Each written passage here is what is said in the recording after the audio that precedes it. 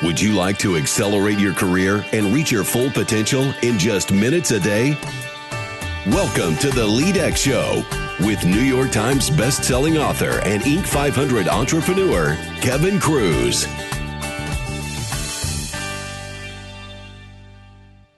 Are you a rebel, a hero, a navigator, or something else? Hello, everyone. Kevin Kruse here, helping you to achieve your full potential 5 days a week. And in just a minute, we're going to talk about what gets between you and your greatness. But first, have you checked out the articles on leadx.org yet? You'll find Karen Hurt's article, 4 Ugly Conversations to Have with Your Team, and The Secret to Your Most Meaningful Goals by Shelley Rowe, and so many others. Visit leadx.org. Our guest today is the founder of Lead From Within, a global leadership coaching and consulting firm based in New York City. She's been named a top 50 leadership expert and a top 100 leadership keynote speaker. You may have already read her work on Inc., Fast Company, or the Huffington Post. Her new book is The Leadership Gap: What Gets Between You and Your Greatness. Our guest is Lolly Daskal. Lolly, welcome to the show. Kevin, what an honor it is to be here today. Oh, looking forward to talking about the leadership gap. But first, will you share a time when you have failed? And maybe, what did you learn from it? Well, I think I fail a little bit every day, so I always feel like I'm a work in progress. There's not one in particular thing. Usually I find that in the beginning when I have some really big ideas or really big goals, I sometimes seem not to be perfect in the very beginning. And so I've learned something very interesting about that. A, I learned to be very forgiving of myself. And B, I'm trying to let go of perfection and I'm replacing it with excellence. And forgiving yourself and going for excellence, I found is a great discipline for every single day that I try to stretch myself and I don't get to where I need to go. So failing is something I'm very used to, and succeeding is a byproduct of failing many times, but then showing up with excellence. Wow. Lolly, this is interesting timing too, because I was just having a conversation with a professional football player a couple weeks ago, and he was experiencing intense pre-game anxiety. And what he found out was that he was trying to be perfect, literally perfect. Don't make any mistakes. Never let my quarterback get tackled. And it caused this anxiety, and this, turned out to be a performance problem. When he switched it to excellence, he said everything fell into place, and it was like he was instantly cured. Big message that I've been saying for 3 decades. Let go of perfection and show up with excellence. And it's a game changer. Literally. So Lolly, your new book is The Leadership Gap: What Gets Between You and Your Greatness. And we both share a passion for Joseph Campbell and his mythology work and the idea of archetypes, the hero's journey. But for our listeners who aren't familiar with this idea, what are archetypes and why are they so important? An archetype is a persona that is within us. It's something that we can identify. It's the hero's journey talks about a journey that we take within ourselves, that from birth until death, and all of us go through certain stages, what I call in my profession, until we reach greatness, until we reach meaning, until we reach purpose. The thing about this book I would like to emphasize is that not only does it talk about archetypes, but I lace it with Jungian's work. And Jung's work is about shadow work. So for every archetype, which will get you to greatness, I actually talk about how the same archetype, the same greatness can cause a gap and can keep you from that success, can keep you from your greatness. And combining the work of Joseph Campbell and combining the work of Jung, it really gives you like an insight to who you are on a level that most people don't have. This is great. And we, of course, don't have time to deep dive on all the archetypes, but do you want to share several of them with us so that people can understand what you mean by how we get to the greatness, but what the shadow side would be as well? Absolutely. I want to talk about 2 in particular because these 2 show up in every single individual that is high achieving. So if you're out there wanting to have a successful business, if you're a leader, leading thousands, if you're someone who has a startup, who wants to make a significant difference in a business, you'll identify with all 7 archetypes, but let's talk about one in particular. The first archetype of the rethink model, because it spells out the rethink, each one stands, like you talked about in the beginning of the show, the rebel, the explorer, the truth teller, the hero, the inventor, navigator, and knight. But let's talk about the rebel. For every rebel that is out there who wants to make an impact in the world, who wants to make a difference in the world in a big way, they need the characteristic of confidence. They need to be able to be extremely competent and confident in order to make that happen. For every single rebel that we meet, within them there is a gap.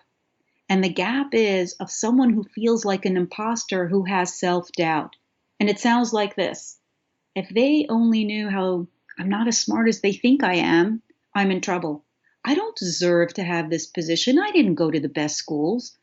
I don't know why I'm leading them. There's so many smarter people in this room. Why am I doing this? Every single person has within them something that has self-doubt about themselves, and this gap can actually cost you in your greatness. So we have to learn how to leverage it. And in the book, it talks about how to leverage your gaps. It's not about only identifying them, what to use and what to do about the fact that you feel like an imposter. The second archetype is the navigator. A navigator is someone who's really good at steering people and guiding people, and they're great at problem solving. They're fantastic at being pragmatic and practical. And because they are that great at solving problems and challenges, people trust them. They tend to want to gravitate towards them. But for every navigator that exists, there is a gap. And this gap, I think most people will recognize within themselves. And the gap is the fixer. The fixer is someone, when someone comes to them and says, oh, I have a problem, immediately they jump in and say, oh, you have a problem? Do this, do that. Why didn't you do this? Last week I did it and it worked. Why aren't you doing it this week? And it's someone that is constantly trying to fix people. And when you're trying to fix people, guess what? You come across as arrogant. People don't want to be fixed. We know this in our relationships. We know this in our partnerships. And leaders need to understand to fix someone is not the way to empower them or engage them. So knowing the difference between the greatness and the gap is imperative to having a really, truly magnificent life, a meaningful life, and a purposeful life. Wow. People don't want to be fixed. And I, as you went through Navigator, I couldn't help but saying, I resemble that remark. A lot for me to learn from this. And so this is just scratching the surface, but what can we do? You say, once we identify, our major archetype and understand the shadow side, that's the beginning. So what are some of the next steps? How do we build upon our archetype? So let's take the last one, the navigator. So if you're finding that you tend to show up more as a fixer, a way to leverage it, let's talk about 4 very significant ways that you can leverage it. The first way is to find out why you are the fixer. Why do you need to fix people? So it has to start from within, right? You have to find out what drives you to fix people. Secondly, you should think about a fixer as somebody likes to be a chronic rescuer. They like to rescue other people. And the question is, if you are rescuing others, are you truly empowering them the way they need to be? So it's kind of like you want to fix to help, but are you really helping them? Because someone who's chronically rescuing others is not really helping them, is not really empowering them. The next one is fixers, or what they want control. They want to be able to control situations. They don't like when things are out of control. And so the question is, what about control and letting go of control is something that you need to work on? One of the archetypes in particular is the explorer, right? And for the explorer, the way they truly learn to explore in a magnificent way is to trust their intuition instead of having to control things. And so I always say to the fixer, what can you let go of to let come in? Because you don't want to be known as the controller or the micromanager. And the last one is, we see this all the time, a fixer is a caretaker. They care about people. I want to help you. I want to make you feel better. But sometimes the caretaker is really stepping over boundaries. So this is what I do with my fixers. I give them a little formula to remember. And it sounds like this. If someone comes to you and says, "Oh, I have a problem," listen to what the problem is. When someone comes to you and says, "Oh, I have a problem. Do you think you could help me solve the problem?" That means show up as someone who, as we would call the fixer, but be very mindful of what people are saying. Most of the time, I would say a good 80-85% of the time, just want to talk. They just want someone to listen. And when they're telling you about their challenges, listen to what they say. Don't show up as the fixer, because guess what? On a certain level, you look arrogant, and that's the last thing we want to do. So Lolly, as a follow-up to that, do you believe that there are some gender dynamics here? I mean, is it true that men tend to want to, solve the problems rather than, show empathy? Absolutely not. I know many men fixers, and trust me, I'm a fixer.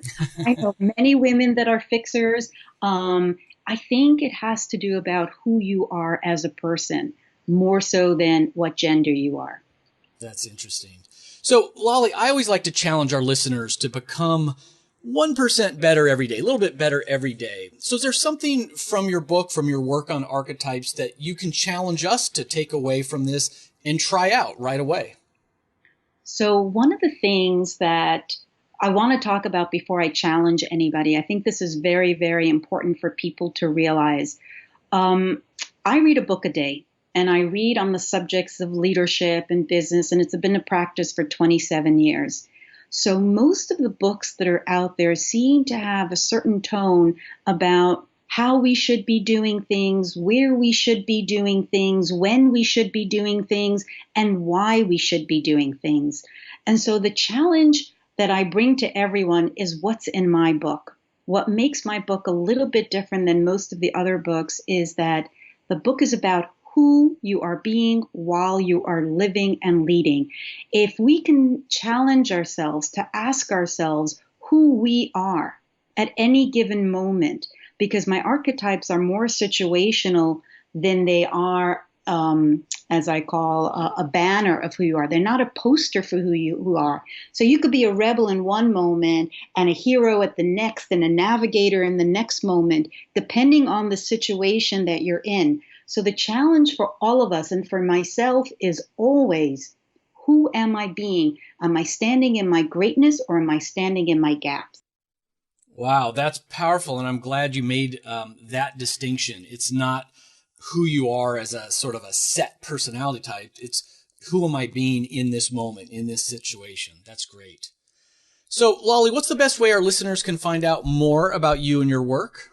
So to find out about me, I'm all over social media. I'm very present. I love talking to people. But if you want to talk to me personally, you can find me at my website at lollydaskal.com. And I have something very special for your listeners, Kevin.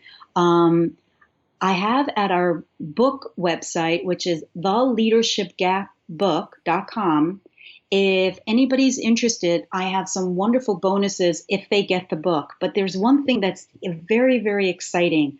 Usually when I work with an organization, they have to take an assessment in order to find out what kind of leader that they are.